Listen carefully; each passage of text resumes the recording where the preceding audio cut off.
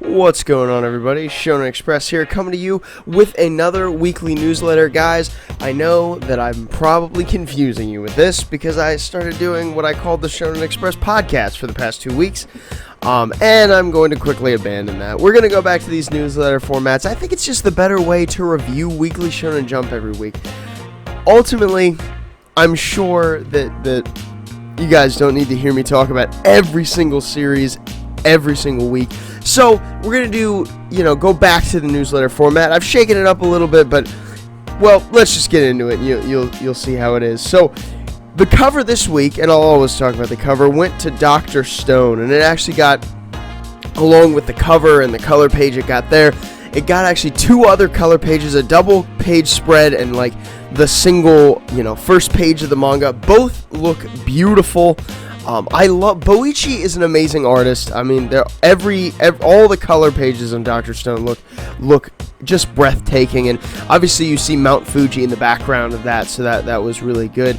This chapter was a good chapter. I mean, we talk about all the stuff happening with Chrome and Ruri. I thought was really funny. I love that Ruri is just blatantly confessing her feelings about Chrome, and Chrome is still he has not wrapped his head around what's really going on. But I think it's clear that Chrome loves Ruri. I think that's a clear thing. It's just this interaction was kind of funny to see his naivety almost. And obviously he's got bigger fish to fry, right? Him and Suika and Sai are trying to create a return rocket, so obviously he's got his mind on that.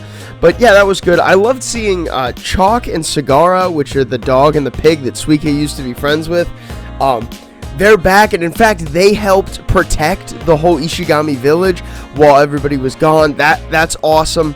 And they're grown and have kids, and Suika reunites with them. I loved that. I thought it was adorable. I loved their adorable little faces. That was really good.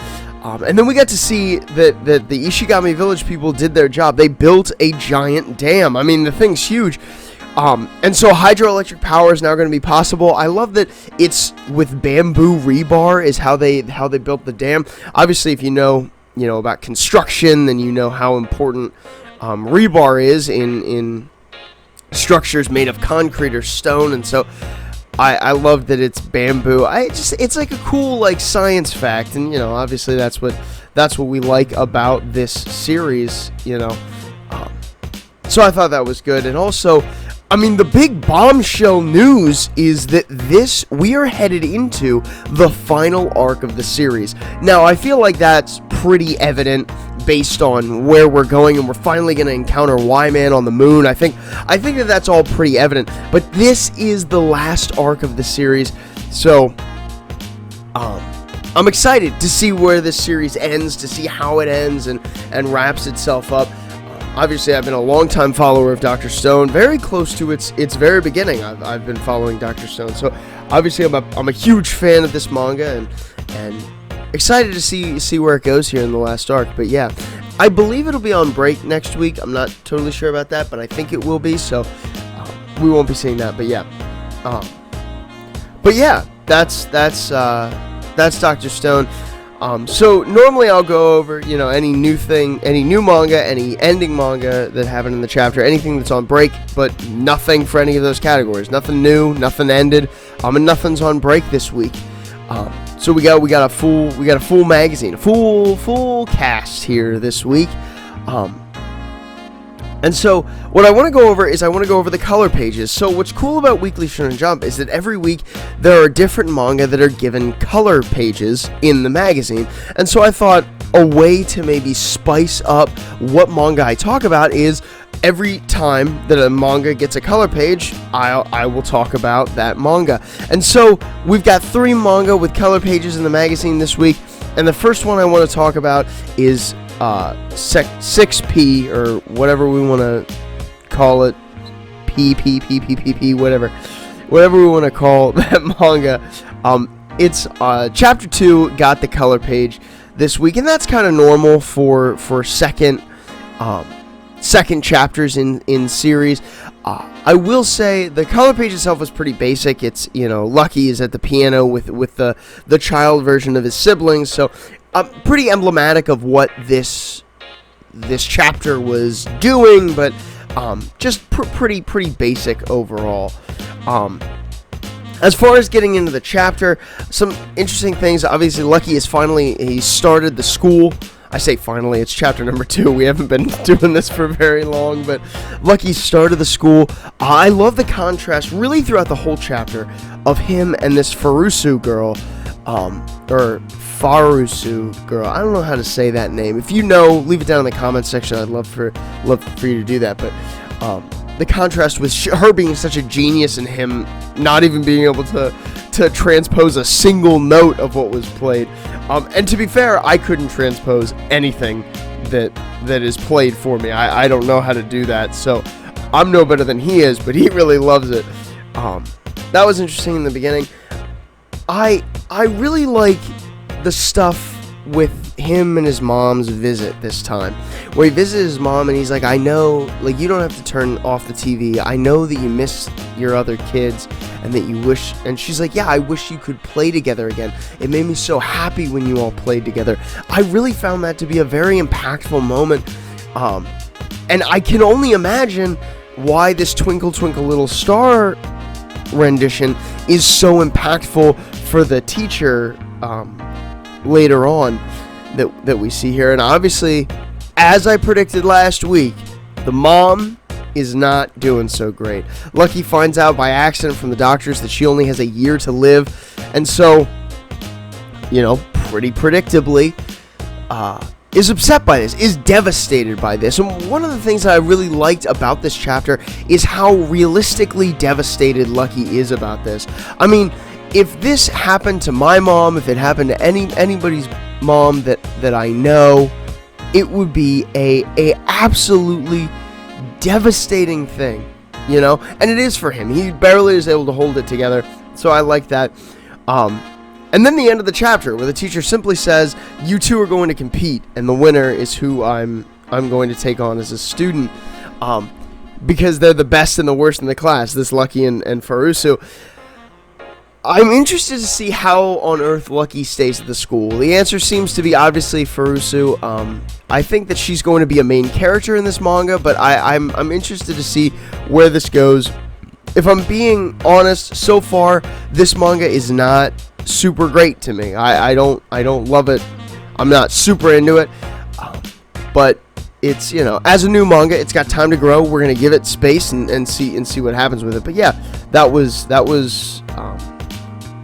6p this manga this week. The next color page that we see is Mission Yozakura Family. Chapter 99 came out this week, and it got a color page. The color page itself is pretty basic. It's the family in a little car. It's sideways too, which is, it's fine. It was probably would have worked better on a double page spread, but they only got the one page this week, I guess. But it was fine, just nothing to really write home about. But the chapter itself was amazing, and I'm so glad I got a color page so that I can kind of go into it. So, Kyoichiro accidentally takes medicine that makes him a kid, right? That ages him down, and it actually gives him the memory. He doesn't retain his memories. He reverts back in his memory to when he was that age. And so I think Kid Kyoichiro is really funny. I think how all of the other family members act to Kid Kyoichiro is really funny. I love that they are all, they have various levels of how genuine he is and how, nice he is. I think that's funny. And, Mitsumi at the beginning told Taiyo, hey, keep him away from the forest so he doesn't know what happened to the family. Obviously, the mom dying and the forest burning, so he doesn't know. And then him and Taiyo are going to sleep, and he just said, Mom's dead, isn't she? And there's something about that when I read it this week that was really just so sober. For those of you who don't know, Kyoichiro is my favorite character in this manga. I really like him. And this is why. This chapter is exactly why I love him. He goes, she's dead, and then he continues to go on the spiel. He's like, thank you for keeping it from me, but I saw the grave. He goes in the spiel about how, I hardened myself because I knew that I would one day have to deal with a problem like this. I would have to take on this burden as the oldest sibling, and so I've hardened myself and strained myself in that way. And I knew it would make me a bad person. I knew it wouldn't make me a good guy, but I had to do it anyway for the family.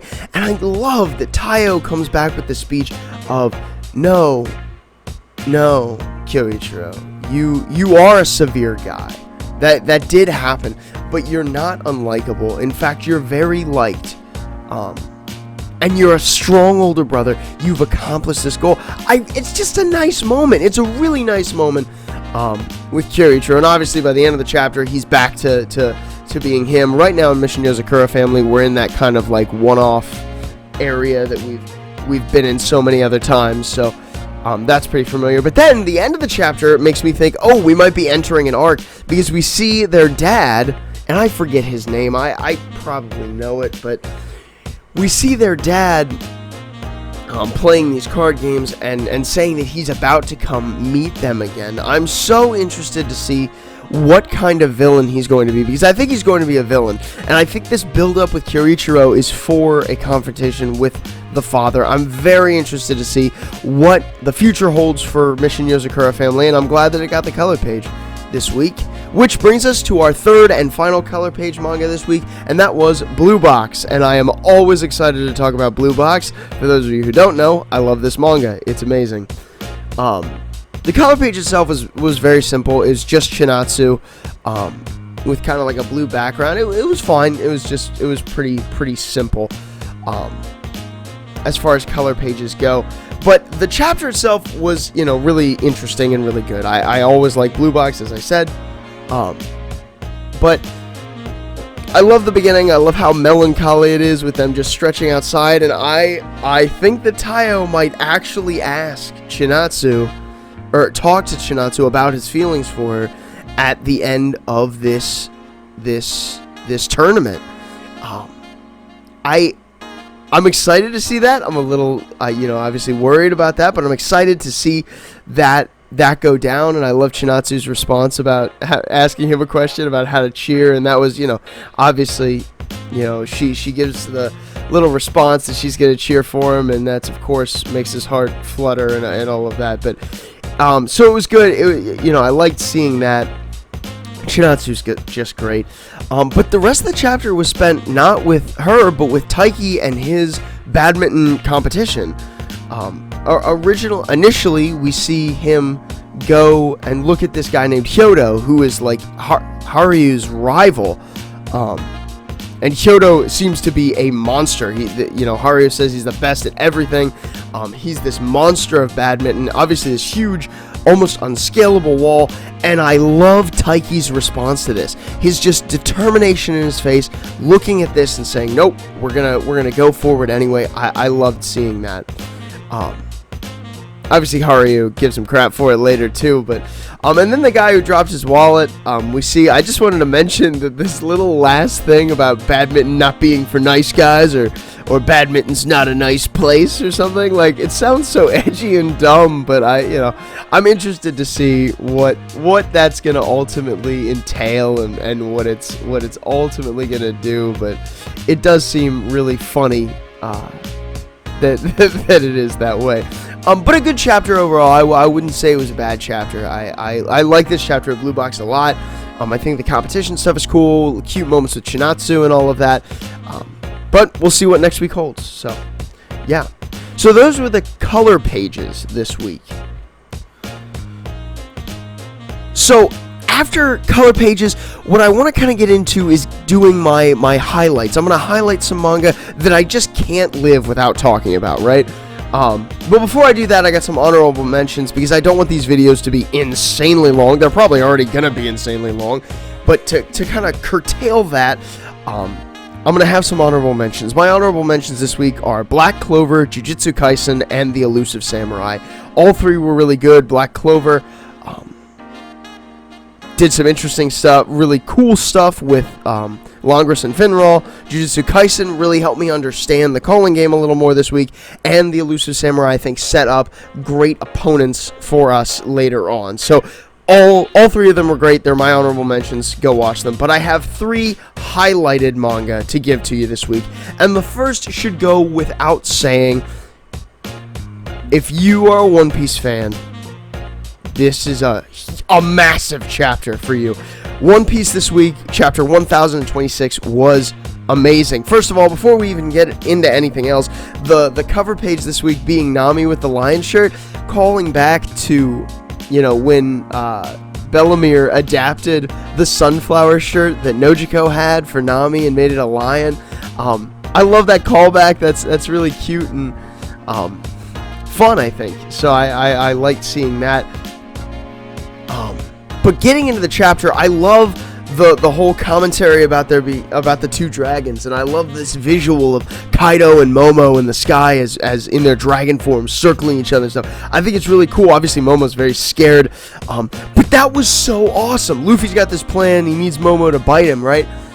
Which essentially, actually, I think is just Luffy trying to give Momo confidence. But Momo does bite him. He bites down on Kaido and holds on, and Luffy hits Kaido. And Luffy's response of, now you just bit an Emperor of the Sea, you have nothing to fear. That is an amazing thing. I think this whole time with Momo, Luffy has kind of been going through an arc himself, obviously, but going through how to teach someone to be a leader. Luffy is a leader. He's the captain of the Straw Hat Pirates, obviously, and has been since the beginning of the series, but Luffy is this leader, and now he's got to pass that on to Momo, which is amazing. He does really well. I think Luffy does, extremely well to encourage Momo in this way, and it was really, really cool. But that wasn't even the coolest part. This was a Luffy chapter, if there ever was a Luffy chapter, because the quote of, "I guarantee you, I'll win." He says, "Don't worry about Kaido." It's his face down of Kaido is legendary. We are going to remember this chapter for years to come. This is an amazing face-off that he has with Kaido, and then the clash between what I think is Luffy's fists and Kaido's club. Then we see split the sky. I mean, you can't ask for more. First of all, earlier in the chapter, obviously we got the view of the minks, Inuarashi was fighting Jack, and Nekomamushi was fighting Perospero, and how the clouds have covered up the moon, and this clash that Luffy has, this clash that signifies him as on the level of the other emperors, right? We saw this with Shanks and Whitebeard, and Big Mom and Kaido, even Whitebeard and Gold Roger, this clash that signifies them as Luffy, as this strong, parts the clouds and gives them back their Sulong forms for them to have that one final attack against their adversaries and even win that. And it's just, again, going to show you how Luffy is the emotional figurehead of this movement. He is at the crux of whether this is going to be successful or not, and I love it. It was an amazing chapter. Not to mention, the very final panel has Orochi in the corner. He's alive. I think we all knew that Orochi was not going to be dead. I think everybody pretty much guessed that. But Orochi's alive and well in the corner, biding his time, which is a good idea for him. But I'm wondering how Oda is going to use Orochi in the future now that he's back. But this is an amazing One Piece chapter. It's just incredible. There's not much more I could say about it. It's just absolutely an incredible One Piece chapter, and I loved reading it. But not spending any more time on that, we're gonna go to the next highlight. My next highlight is Sakamoto Days. Chapter 40 came out this week. We're getting dangerously close with Sakamoto Days to that 52 chapter mark that in my mind somehow constitutes success, or 50 is what I marked. 10 more chapters and we'll be there. It'll be a successful manga, which is great. Sakamoto Days is awesome, but Saw, the character in Sakamoto Days, is super cool. I love, his fighting style. I love the axe thing that he throws. He's just so intense, and how he throws Shin off in the beginning was really cool. I love that the fight. Shin and Lu put up a great fight against him. I mean, they're working together, of her with the staple gun and him with that fire was really cool, I thought. And Sakamoto's trust in Shin, that there's more to Shin, that he has more to grow into and to become, is really cool. I really like that. This far along in the manga, I think it's deserved. And so I really like that faith is there. And obviously we get to see that faith come to fruition in this chapter as Shin unlocks some kind of like ultra instinct mode and lays the smackdown on Saw. I really like this. I think that this will probably be an ability that Shin does not always possess, but is going to be able to maybe hopefully turn on and off at some point. Obviously he's going to need it if he's going to fight these assassins that are coming for them. But I loved this ability. The artwork was amazing when it was drawn this week, so I had to highlight it this week because it was an amazing Sakamoto Days chapter, for sure. But we'll move on to the third and final highlight this week, guys, and that is Neru, Way of the Martial Artist. Chapter 11 came out this week. It's a pretty brand spanking new series, not quite as new as